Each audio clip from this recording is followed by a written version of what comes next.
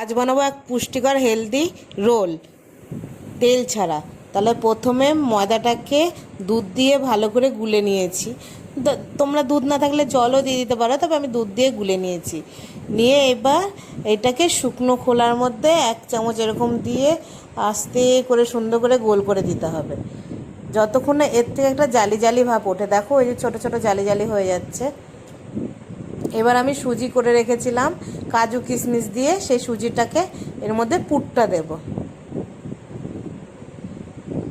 এটা খুব হেলদি এবং পুষ্টিকর, ছোট বড় সবার জন্য। এবার এর মধ্যে দেব কিছুটা কাজু কুচি, কিছুটা কিশমিশ কুচি,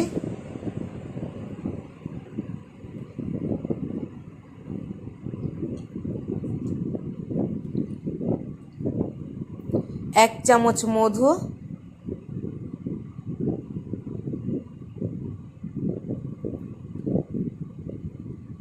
আর কিছুটা আমুল দুধ।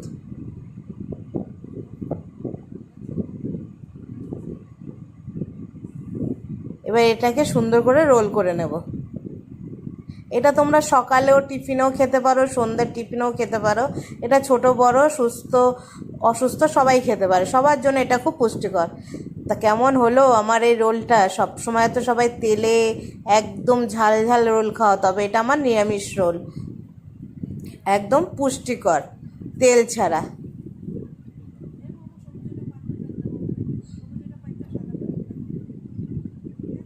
খেতেও ভালো, শরীরের পক্ষেও খুব ভালো। কেমন লাগলো আমার এই ভিডিওটা জানিও।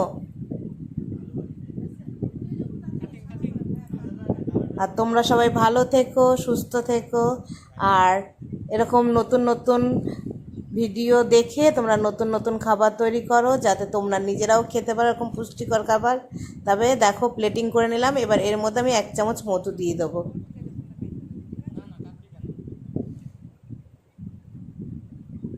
খেতে কি টেস্টি টেস্টি হয়েছে!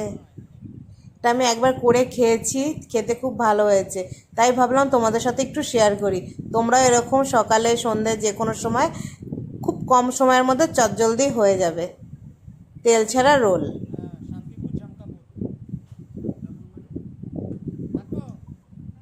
তাহলে আজ আসি, আবার দেখা হবে নতুন কোনো ভিডিওতে। তোমরা ভালো থেকো।